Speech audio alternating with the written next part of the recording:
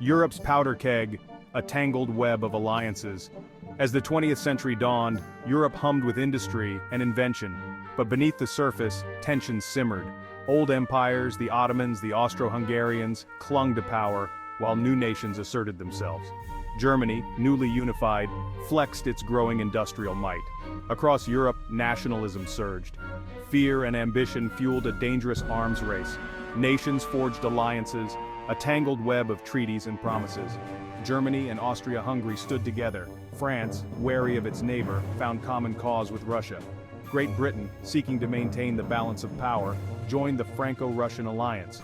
Europe was a powder keg, and a single spark could ignite it, and that spark came in Sarajevo.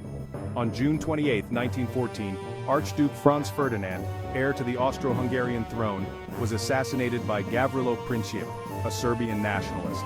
Austria-Hungary, with Germany's support, issued an ultimatum to Serbia.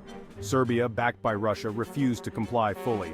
On July 28, 1914, Austria-Hungary declared war on Serbia. The gears of war, long in motion, began to grind. The guns of August, from Sarajevo to a world ablaze. Germany, fearing a two-front war, struck first. German troops marched into Belgium, violating its neutrality on their way to France. This act, a calculated gamble, brought Great Britain into the war.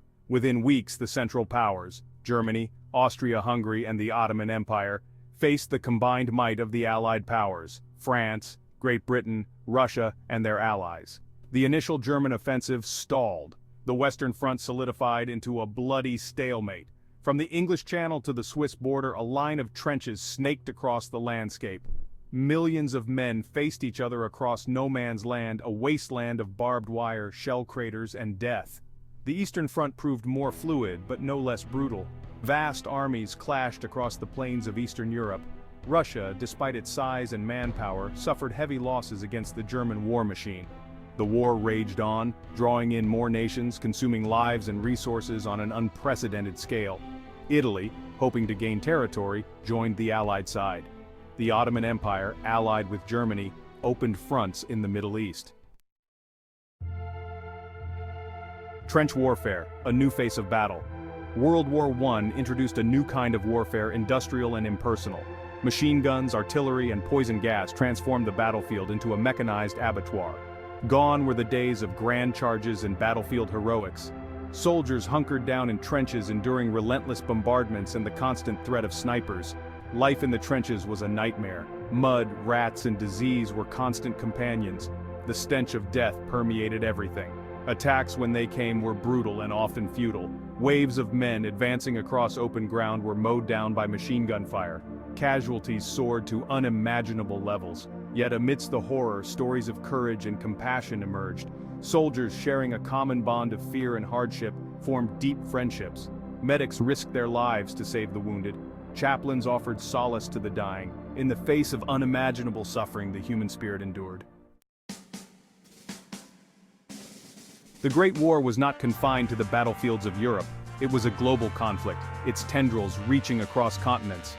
In Africa, European colonies were drawn into the fight, their soldiers serving in distant lands. In the Middle East, the collapse of the Ottoman Empire had far-reaching consequences, reshaping the region for decades to come. The war also had a profound impact on the home front. Women took on new roles in factories and shipyards, filling the void left by men at war. Rationing became commonplace as nations mobilized their economies for total war.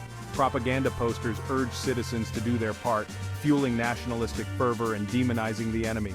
The war also exposed deep social and political divisions. Pacifists and conscientious objectors faced persecution.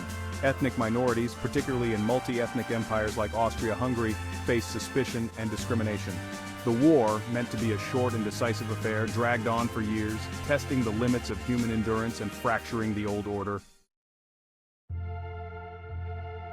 By 1918, Europe lay in ruins. Millions lay dead. Empires had crumbled. The world had been irrevocably changed. The armistice, signed on November 11, 1918, brought an end to the fighting. But the road to peace would be long and arduous. The Treaty of Versailles, signed in 1919, officially ended the war, but it also sowed the seeds of future conflict. Germany, blamed for the war, was forced to accept harsh reparations and territorial concessions. The Austro-Hungarian and Ottoman empires were dismantled, creating new states and reigniting old rivalries. The League of Nations, formed in the aftermath of the war to prevent future conflicts, proved weak and ineffective. The Great War left an indelible mark on the 20th century. It shattered empires, redrew maps, and ushered in an era of uncertainty and instability. It also gave rise to new ideologies, from communism in Russia to fascism in Italy and Germany. The world that emerged from the ashes of World War I was a world forever changed, haunted by the specter of total war and the fragile nature of peace.